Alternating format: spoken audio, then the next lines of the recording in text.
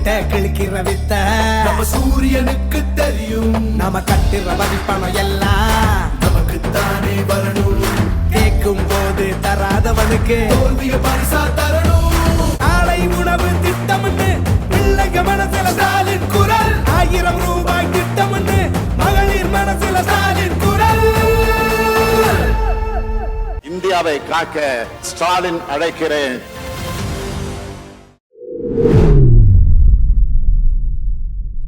Tamil reports நண்பர்களுக்கு வணக்கம். இன்றைய நிகழ்ச்சியில அரசியல் பேசுவதற்காக தோழர் ஏகே இணைந்திருக்கிறார். தோழர் வணக்கம். வணக்கம் தோழர், நேயர்களுக்கும் வணக்கம். தோழர், காங்கிரஸ் கட்சியினுடைய தேர்தல் அறிக்கை இன்னைக்கு வட மாநிலங்கள்ல ஒரு பூகம்பத்தையே கிளப்பி இருக்கு. காங்கிரஸ் கட்சியை பைனாக்குலர் வச்சு தேடிதான் கண்டுபிடிக்கணும் நக்கல் பண்ணிக்கிட்டு இருந்தவங்க எல்லாம் இப்ப காங்கிரஸ் கட்சி ஜெயிக்கிறதுக்கே வாய்ப்பு இருக்குன்னு ஊடகங்கள்ல பேச ஆரம்பிச்சிட்டாங்க. கிட்டத்தட்ட 300 இடங்களை எளிதாக தாண்டும் அந்த அளவுக்கு ஒரு டார்கெட் பண்ணி ஒரு தேர்தல் அறிக்கையை தயாரிச்சிருக்கிறாங்க. ஏற்கனவே இந்த தேர்தல் அறிக்கைகள் அனைத்தும் பாரத் ஜோடோ யாத்திரையில மக்கள் மத்தியில எழுப்பப்பட்ட கோரிக்கைகள் அடிப்படையில தான் இந்த இது தயாரிச்சிருக்கிறாங்க அப்படின்னு பேசப்படுது. வட மாநிலங்கள்ல குறிப்பாக ஹிந்தி பேசக்கூடிய பாஜக ஸ்ட்ராங்கா இருக்கக்கூடிய மாநிலங்கள்ல மிகப்பெரிய தாக்கத்தை இது ஏற்படுத்தும்னு இன்னைக்கு ஒரு காலத்துல பாஜகவுக்கு ஆதரவா பேசின ஊடகவியலாளர்கள்லாம் இப்ப பேச தொடங்கிட்டாங்க. நீங்க இதை எப்படி பாக்குறீங்க? ஆமா தோழர், காட்சிகள் மாறும் ஆட்சிகள் மாறினாலும் காட்சிகள் மாறாதுன்னு சொல்லுவாங்க. ஆனா இங்க காட்சிகளே மாறுது. ஜஸ்ட் ஒரே ஒரு எலெக்ஷன் ப்ராமிஸ் தான். அந்த நியாய பத்திராங்கிற அந்த விஷயங்கள் வெளியானதும் நேத்து வந்து டிஸ்கஷன் என்னன்னா, டைம்ஸ் நவ்லயும் ரிபப்ளிக்லயும் வந்து என்ன டிஸ்கஷன்னா, காங்கிரஸ் வந்து inching towards the Midway number, அந்த மேஜிக் நம்பர் அப்படிங்கிற மாதிரிலாம் வந்து பேசுறாங்க. எனக்கு ரொம்ப ஆச்சரியம். நான் ஒரு நிமிஷம் யோசிச்சேன், இவங்களா இப்படி பேசுறாங்க, இவங்க இப்படி பேச மாட்டாங்களே, அதுவும் ரிபப்ளிக் டிவில இப்படி பேசிட்டா வந்து ஆச்சரியம் தான். சோ எலெக்ஷனோடைய சூட வந்து அவங்க வந்து உணர்ந்திருக்காங்க. மக்களுடைய மைண்ட் செட்டை வந்து கொஞ்சமாவது பிரதிபலிக்க செஞ்சிருக்காங்க. ஆனால் தொடர் இது தற்காலிகம் தான். அவங்களுக்கு நாளைக்கே ஒரு ரைடு போனாலோ, இல்ல மோடி அவர்களோ அமித்ஷா அவர்களோ வந்து ரிபப்ளிக் சேனலுக்கோ டைம்ஸ் நோக்கோ ஒரு ரைடோ இல்ல வேற ஏதாவது ஒரு பண்ணாலும் வந்து அவங்க தங்களோட நிலைப்பாடை மாத்திப்பாங்க. பட் இந்த எலெக்ஷன் ப்ராமிஸ் வந்து ஒரு பேசு பொருளாக மாற தொடங்கி இருக்கு. சவுத் இந்தியால வந்து இதுக்கு நல்ல ரிசப்ஷன். மக்கள் வந்து இது ஏன்னா சவுத் இந்தியாவுக்கு இது ரொம்ப காமன் இல்லையா? இது போன்ற ஒரு எலெக்ஷன் ப்ராமிஸை பார்த்து ரொம்ப ப்ரோக்ரஸிவா இருக்கும், இன்க்ளூசிவா இருக்கும், சோசியல் ஜஸ்டிஸ் ரிலேட்டடா இருக்கும், விமன் எம்பவர்மெண்ட் ரிலேட்டடா இருக்கும், கான்ஸ்டிடியூஷனோட வேல்யூஸ் ரிலேட்டடா இருக்கும். அப்படிதான் இருக்கும். ஆனா வட இந்தியாவுக்கு வந்து இது புதுசு. அது காங்கிரஸ் வந்து இந்த சில திட்டங்கள் எல்லாம் நம்ம அப்படியே ஃபியூச்சர்ல பார்க்கலாம், ஒன்னொன்னா பார்க்கலாம். அந்த திட்டங்கள் எல்லாம் வந்து சொல்லும் போது நிச்சயமாக மக்கள் கிட்ட ஒரு அக்செப்டன்ஸ் இருக்கும் தோழர். காங்கிரஸ்க்கான அக்செப்டன்ஸ். நீங்க எதுவுமே நிரந்தரம் கிடையாது தோழர். நிரந்தர வெற்றியாளர்னு ஜனநாயகத்துல ஒண்ணு கிடையவே கிடையாது. சர்வாதிகாரத்துல மட்டும்தான் நிரந்தர வெற்றியாளர், நிரந்தர கட்சி, ஒரே கட்சி அப்படின்லாம் சொல்ல அப்படி இருக்க கூடாது. அப்படி ஜனநாயகத்துல அப்படி இருக்கவே கூடாது. அப்படி இருந்தா அது ஜனநாயகமாகவே இருக்க முடியாது.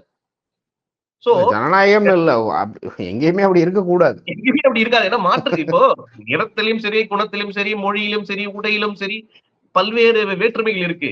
வேற்றுமையில் ஒற்றுமைகள் உண்டு. ஆனா வேற்றுமைகள் தான் இங்க அழகானது. நான் அடிக்கடி எப்பவுமே சொல்லுவேன், இசையமைப்பாளர் ஏஆர் ரகுமான் வந்து ஒரு முறை ரொம்ப அழகா இதே போல நாடு வந்து இதே மாதிரி ஒரு பொதுநிலையான ஒரு சிச்சுவேஷன் இருக்கும்போது ஒரு ட்வீட் ஒண்ணு போட்டார். செலிப்ரேட் டிஃபரன்சஸ்னு போட்டார். ஏன்னா அவர் வந்து அதை சொல்ற கரெக்டான ஆள். ஏன்னா அவர் எல்லா லாங்குவேஜ்லயும் போய் மியூசிக் பண்றாரு. எல்லா தரப்பான டைரக்டர்ஸையும், சினிமால சம்பந்தப்பட்ட ஆட்களை குளோபல் ஷோஸ் எல்லாம் பண்றாரு, மியூசிக்கல் கன்சர்ட்ஸ் எல்லாம் பண்றாரு, எல்லா நாடுகளுக்கும் பயணிக்கிறாரு. அப்படி இருக்கும்போது அவர் இதெல்லாம் பார்த்திருப்பாரு. அமெரிக்கால மக்கள் அப்படிதான் இருக்காங்கன்னா அதை நம்ம ஏத்துக்கணும். நியூசிலாந்துல இப்படிதான் இருக்காங்கன்னா அதை அக்செப்ட் பண்ணணும். ஆப்பிரிக்கால அப்படிதான் இருக்காங்கன்னா அக்செப்ட் பண்ணணும். Celebrate differences. சோ அந்த கான்செப்டை வந்து பிஜேபி வந்து புரிஞ்சுக்க மறுக்கிறாங்க. ஒற்றைத்தன்மை இருக்கணும், one nation, one ration, one election சொல்றாங்க. மக்கள் ரொம்ப எப்பவுமே வந்து இந்த வேற்றுமையில் ஒற்றுமையில தெளிவா இருக்காங்க. இந்த எலெக்ஷன் ப்ராமிஸும் இந்த வேற்றுமையில் ஒற்றுமை விஷயத்தை தான் வந்து எம்பசைஸ் பண்ணுது. இது வந்து காங்கிரஸோடைய எலெக்ஷன் ப்ராமிஸ் ஆனா நிச்சயம் கிடையாது. இது காங்கிரஸோட எலெக்ஷன் ப்ராமிஸ் கிடையாது. இது மக்களுடைய எலெக்ஷன் ப்ராமிஸ். மக்கள் கிட்ட இருந்து அவர் என்ன டேக்அவே அவருக்கு இருந்ததோ அதற்கான ஒரு வெளிப்பாடு தான். உதாரணமா சொல்ல போனா காங்கிரஸ் கூட இருக்கிற ரீஜனல் பார்ட்டிஸோடைய தேவைகள் என்னன்றதை பார்த்து தான் இந்த எலெக்ஷன் ப்ராமிஸை கொடுத்திருக்காங்க. இது இந்தியாவுக்கு மட்டும் கிடையாது, சில தனி மாநிலங்களுக்கும் கூட இந்த சில ப்ராமிசஸ் வந்து என்ஷூர் பண்ணிருக்கு தோழர். உதாரணமா சொல்ல போனா ஆர்டிகல் 370 அதுக்கும் இந்தியாவுக்கும் பெருசா மற்ற இந்திய மாநிலங்களுக்கும் அதுக்கும் வந்து பெரிய ரெலவன்ஸ் இல்லை. ஆனா நாங்க 370 வந்து அந்த அப்ரகேஷன் பண்ணதை நாங்க ரிமூவ் பண்ணுவோம். வி வில் அந்த ஸ்டேட்டஸ் கோ வந்து நாங்க மறுபடியும் மாற்றி அமைப்போம், 370 கொண்டு வருவோம் அப்படின்னு சொல்லியிருக்காங்க. இது காஷ்மீர் சம்பந்தப்பட்ட விஷயம். ஸ்டேட் நீட் எக்ஸாம் அந்த ஒரு பர்டிகுலர் ஸ்டேட் தான் அது ஆக்சுவலா. நீட் எக்ஸாம் எடுத்துக்கோங்க. Tamil Nadu NEET and CUET exam இது போன்ற தேர்வு முறைகளை வந்து அந்தந்த மாநிலங்களே விரும்பும் வகையில வந்து அமைத்துக் கொள்ள வேண்டும். அதாவது நீட் எக்ஸாம்ஷன் கொடுப்போம் அப்படின்னு சொல்லியிருக்காங்க. இது தமிழ்நாடுக்கு வந்து ஒரு வரவேற்கத்தக்க ஒரு விஷயம் தோழர். ஏன்னா நம்ம இதுக்காக தான் போராடிட்டு இருக்கோம். பல உயிர்களை நம்ம இழந்திருக்கோம். மாணவி அனிதா தொடங்கி இப்போ இறுதியாக வந்து ஜெகதீசனும் அவருடைய தந்தை இவங்க 2 பேரும் வந்து தந்தை மகன் ஒரு நாள் இறந்து போறாரு. அடுத்த நாள் ஒரு 2-3 நாள்லயே அந்த தந்தையை வந்து சூசைட் பண்ணிக்கிறாரு. இப்படி பல உயிர்களை வந்து நம்ம கொடுத்துருக்கோம். ஆக்சுவலா தே ஆர் டாக்டர்ஸ் ஆகியிருக்க வேண்டிய நபர்கள் இவங்க எல்லாருமே. சோ அப்படி இப்ப நீட் வந்து நாங்க எக்ஸம்ஷன் கொடுக்குறோன்றத நம்ம வரவேற்கணும். சோ அவங்க இந்தியாவுக்கு மட்டும், அதாவது இந்தியால இருக்கிற பல்வேறு மாநிலங்களுக்கும் தேவையான பாலிசிஸ இந்த எலெக்ஷன் ப்ராமிஸ்ல கொடுத்திருக்காங்க. அதே போல சிஏஏ வந்து நாங்க அமல்படுத்துவதில் அதெல்லாம் நாங்க ஸ்கிராப் பண்ணுவோம். நாங்க வேற ஒரு விஷயத்த கொண்டு வரோம். அது அதுக்கப்புறம் வந்து யோசிச்சு கொண்டு வரோம். சிஏஏ வந்து நாங்க ஸ்கிராப் பண்றோம்னு சொல்றாங்க. அப்ப அசாம்ல ஏற்பட்ட அந்த கொதிநிலை, அங்க இருக்கிற இஸ்லாமியர்கள் அதிருப்தியில இருக்காங்க. எங்களுடைய சிட்டிசன்ஷிப் பறி போயிடுமா அப்படின்னு சொல்லிட்டு. சோ அதற்கு வந்து ஒரு பதில் கொடுத்திருக்காங்க. இப்படி ஒவ்வொரு மாநிலங்களுக்கும் அதே போல சில மாநிலங்கள்ல இருக்கிற சிறந்த திட்டங்களை வந்து இந்தியாவுக்கு கொண்டு வராங்க.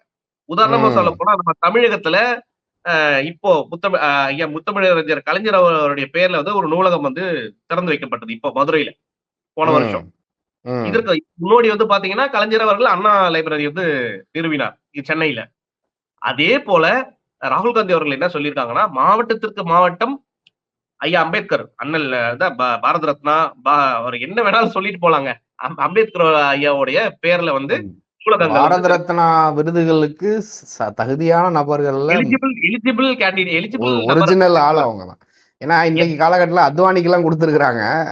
அப்ப என்ன பண்ணணும்னா காங்கிரஸ் வந்து என்ன பண்ணணும்னா பாரத ரத்னாக்கும் உயர்ந்த ஏதாவது ஒரு அவார்டை கிரியேட் பண்ணி ஐயா அம்பேத்கரை வந்து அந்த கேட்டகரியில போய் நீங்க பிளேஸ் பண்ணணும். ஏன்னா எப்படி இருக்கு பாருங்க, இந்திய மக்களை வந்து அரசியல் படுத்திய ஒரு தலைவர், மாபெரும் தலைவர் அண்ணல் அம்பேத்கர், அவரையும் எம்ஜிஆரும் வந்து பாரத ரத்னா, இந்த அத்வானியும் பாரத ரத்னா.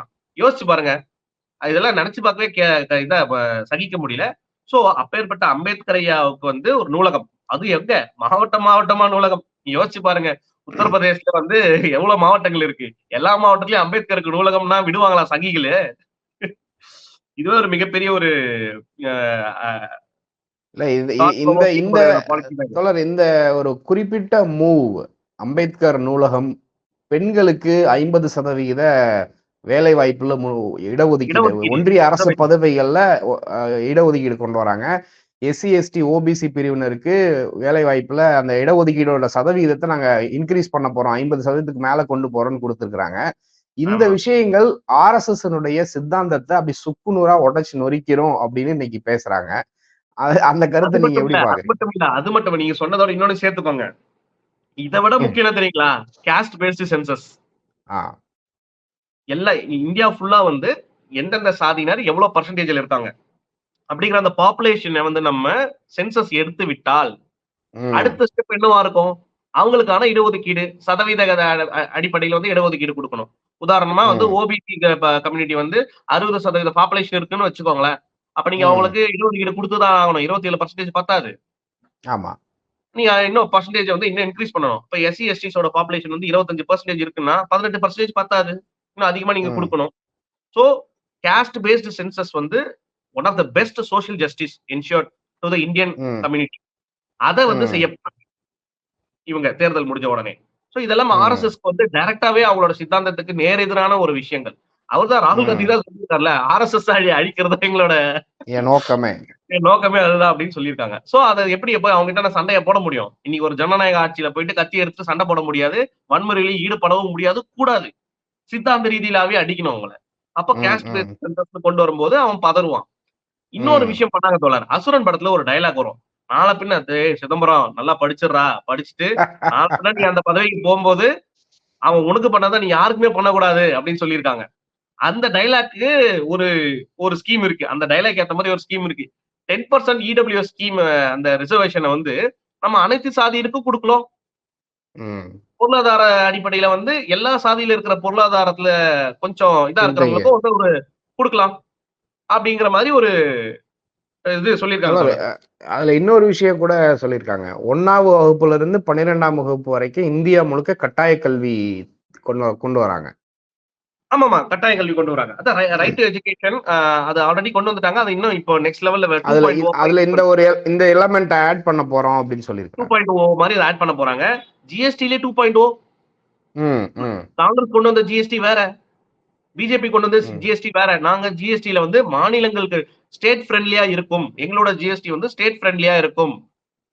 மாநிலங்களுக்கு ம், உடனுக்குடனே நிதி, உடனுக்குடனே நிவாரணம், உடனுக்குடனே அந்த டாக்ஸ் அமௌண்ட்டா பகிர்ந்தளிக்கப்படும். அதுக்குன்னு ம், ஒரு வாரியம். இதெல்லாமே சொல்லியிருக்காங்கல்ல தோழர். எந்த ம், அளவுக்கு, அதாவது இந்த தேசத்தை உருவாக்கியது காங்கிரஸ். அவங்களுக்கு தெரியும் எந்தெந்த அமைப்புகளை ம். எப்படி எப்படி செயல்படும். அதே போல இந்த சில சட்டங்கள் எல்லாம் வந்து பிஜேபி அரசாங்கம் கொண்டு வந்தது இல்லைங்களா? ஆமா. விவாதிக்காமலே தான் தோன்றித்தனமா வந்து கொண்டு வந்துருவாங்க. ஏன்னா என்ன பண்ணுவாங்கன்னா, எம்பிஸ் வந்து வெளியே துரத்திட்டு இவங்க மெஜாரிட்டி வச்சுட்டு டிஸ்கஸ் பண்ணாம கொண்டு வந்துருவாங்க. அது போன்று கொண்டு வந்த சட்டங்களை பார்லிமெண்டரி கமிட்டி, ஸ்டாண்டிங் கமிட்டி, அடாப் கமிட்டி இவங்க கிட்ட போயிட்டு மறுபடியும் ஒரு நிலைக்குழு கிட்ட மறுபடியும் ஒரு ஒப்பீனியன் கேட்பாங்க. அந்த ம், சட்டத்துக்கு விவாதம் நடத்தப்படும். ம். நடத்தப்பட்டு அதோட சரி, தவறு அம்சங்கள் எல்லாத்தையும் பார்த்துதான் நாங்க வந்து அதுல திருத்தங்கள் கொண்டு வருவோம் அப்படின்னு சொல்றாங்க. அதே போல அக்னிபாத் ஸ்கீம் இளைஞர்களுக்கு அந்த ராணுவ இப்ப அத அந்த ஸ்கீமை ரீகால் அத பண்ணுவான்னு சொல்லிட்டாங்க. அததான் முக்கியமா கேட்கணும்னு நினைச்சேன் தோழர். இப்போ இளைஞர்கள், பெண்களுடைய ஓட்டு வந்து இந்திய அரசியலையே தீர்மானிக்கக்கூடியது. ஒரு கட்சி ஆட்சியில அமர வைக்கிறதே அந்த சக்தி தான். இன்னைக்கு வட மாநிலங்கள்ல எந்த அளவுக்கு அக்னிபாத் வேண்டாம் அப்படின்னு சொல்லி போராடினாங்க அப்படிங்கிறத நம்ம பார்த்துருக்கிறோம். 30 லட்சம் வேலை வாய்ப்புகளை நாங்க ஆட்சிக்கு வந்த உடனே ஒன்றிய அரசுல காலியா வச்சிருக்கிறாங்க. இந்த 10 வருஷமா 2 கோடி இளைஞர்களுக்கு வேலை வாய்ப்பு கொடுக்குறவன்னு சொன்ன ஆட்கள் இந்த 30 லட்சத்தையும் அது நிரப்பி இருக்கணும். அதை பண்ணல. அதை வந்த உடனே நாங்க ஃபில் பண்ணுவோம்னு சொல்றாங்க. இன்னொன்னு இந்த ஒரு சின்ன குறுக்கீடு, தப்பா எடுத்துக்காதீங்க. 10 வருஷத்துக்கு 2 கோடினா 20 கோடி பேருக்கு வேலை கிடைச்சிருக்கும். அதுல 20 கோடி பேருக்கு வேலை கிடைச்சிருக்கணும்னா ஒவ்வொரு வீட்லயும் வந்து மினிமம் 4 பேருன்னு கணக்கு வச்சா கூட எவ்வளவு போகுது? 80 கோடி கிட்ட வந்துருதா? ஆமா. இந்நேரம் இந்தியாவே முன்னேற்றி இருக்கணுமே. 50% பாப்புலேஷன் அரசு வேலையில இருக்கும். ஆனா அது செய்யல. இப்ப இவங்க கொடுத்திருக்க அந்த கீ விஷயம், பெண்களுக்கு 50% ஜாப் செக்யூரிட்டி வந்து ஒன்றிய அரசு பதவிகள்ல 50% இனிமே பெண்கள் அப்படின்னு சொல்லி ஒரு கொண்டு வர போறேன்னு இருக்கிறாங்க. அக்னிபாத் திட்டத்தை ரத்து செய்யறேன்னு சொல்லியிருக்கிறாங்க. அப்புறம் இளைஞர்களுக்கு வந்து உதவித்தொகை தரோம் அப்படின்னு சொல்லியிருக்கிறாங்க. அப்புறம் நீங்க ஹைலைட் பண்ணி சொன்னக்கூடிய விஷயம் மகாலட்சுமி திட்டம். இந்த 3 விஷயமும் பாஜகவுக்கு சாவுமணி அடிக்குது. வாய்ப்பே கிடையாது. இவங்க இதுக்கப்புறம் காங்கிரஸ் முக்து பாரத் இல்ல பிஜேபி முக்து பாரத் அப்படிங்கிற லெவலுக்கு போயிருச்சு அப்படின்னு சொல்றாங்க. நீங்க அதை எப்படி பாக்குறீங்க? இல்ல அது முக்து பாரத் வந்து நான் அதுல எனக்கு ஒரு சின்ன முரண்பாடு. எந்த கட்சியுமே அப்படி முக்த ஆயிடக்கூடாது தோழர். காங்கிரஸ்க்கு ஒரு பிஜேபி வேணும். அதை நான் எப்பவுமே விரும்புவேன். அவன் சித்தாந்தம் என்ன, அவன் என்ன பேசுறான்னு பாருங்க. அவனை ஒழிக்கிறது நம்ம நோக்கம் இல்ல. அவன் இருக்கணும், அவன் எதிர்கட்சியாவே இருக்கணும். அவன் வந்து எண்ணிக்கை அளவுல வந்து குறைஞ்சு இருக்கணும். அவன் அதிகரிச்சிடக்கூடாது. அவ்வளவுதான். எப்பவுமே இந்த சலசலப்புக்கும் இது போன்ற ஆட்களுக்கு ஆள்கட் வேணும். ஆனா குறைஞ்ச அளவுல இருக்கணும். ரொம்ப எல்லாம் இருக்கக்கூடாது. ஓகே, அது உங்களுடைய இது. பாரத முக்து பாரத், பிஜேபி முக்து பாரத் கேட்க நல்லாதான் இருக்கு. ஓகே, அது ஒரு பக்கம். இந்த நம்ம கட்சி அழியணும்னு நினைக்கல. அந்த மக்களுக்கு விரோதமான சித்தாந்தங்கள் அழியணும். அதுல நான் உடன்படுறேன். அப்படி இருக்கும்போது நிச்சயம் இந்த விஷயம் வந்து மக்கள்கிட்ட ஒரு மிகப்பெரிய ஒரு வரவேற்பு பெறும் தோழர். மாசம் உங்களுக்கு 8000 ரூபாய் கொடுக்குறேன்னு சொல்றாங்கன்னா, நீ 10 வருஷம் நீ இருந்தா ஒண்ணுமே தரல.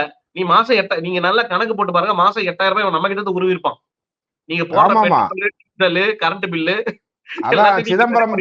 சிதம்பரம் கணக்கு பண்ணி சொன்னாரே, ஒவ்வொரு குடும்பத்துல இருந்து 1 லட்சம் ரூபாய்க்கு மேல இவங்க கனெக்ட் பண்ணிருக்காங்க அப்படின்னு. 28 லட்சம் கோடினா சும்மா அவ்வளவுதான், வேற ஒண்ணும் இல்ல. அதை இவங்க திருப்பி கொடுக்க போறாங்க. அதுதான், வேற ஒண்ணும் இல்ல.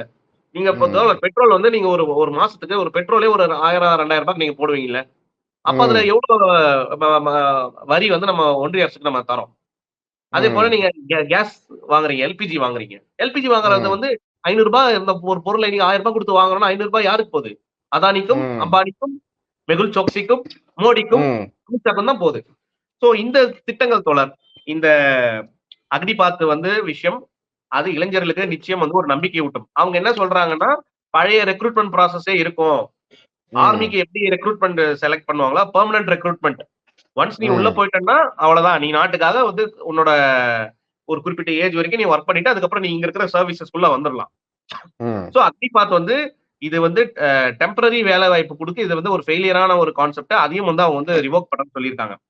இளைஞர்கள் கண்டிப்பா அதுக்கு மேண்டேட் ரொம்ப அதிக அளவுல மேண்டேட் கொடுக்க போறாங்க. பெண்கள் நீங்க சொன்னது போல மகாலட்சுமி திட்டம் ஒரு குடும்பத்திற்கு 1 லட்சம் ரூபாய் தரணும் போது பெண்களுடைய அந்த எம்பவர்மெண்ட் அந்த வீட்டுல வந்து வறுமை ஃபர்ஸ்ட் ஒழியும் தொடர் நியூட்ரிஷன் குறைபாடு அந்த தரவரிசையில இந்தியா எத்தனாவது இடத்துல இருக்கு பாத்தீங்களா? நம்ம பங்களாதேஷோட பாகிஸ்தானோட கீழே இருக்கோம் தோழர். அதாவது ஊட்டச்சத்து குறைபாடான உணவுகளை உட்கொள்ளும் அந்த சதவீதத்துல அந்த அந்த ரேங்க்ல பட்டியல்ல இந்தியா வந்து ரொம்ப பின்தங்கி இருக்கு. இப்போ மாசம் 8000 ரூபாய் நீ கொடுக்கும்போது அந்த அம்மா என்ன பண்ணும்? முதல்ல எதுவா இருந்தாலும் தாயும் என்ன பண்ணுவா தோழர்? தாங்கிட்ட காசு தான் என்ன பண்ணுவா? தான் பிள்ளைங்களுக்கு நல்ல சாப்பாடு போடுவா. சோ ஊட்டச்சத்து விஷயத்த நீங்க அங்கேயே அரஸ்ட் பண்ண முடியுமா? அவன் உடனே கடைக்கு போயிட்டு கறியோ முட்டையோ மீனோ நம்ம சார் தோழர் இன்னொன்னு கறி மீன்லாம் வந்து நமக்கு ரொம்ப சாதாரணமா தெரியும். பட் அவர்களுக்கு வந்து இந்த ரொம்ப விளிம்பு நிலை மக்களுக்கு வந்து இந்த கறி முட்டை மீன்லாம் வந்து ரொம்ப அவ்வளவு எளிதில் கிடைத்திராது.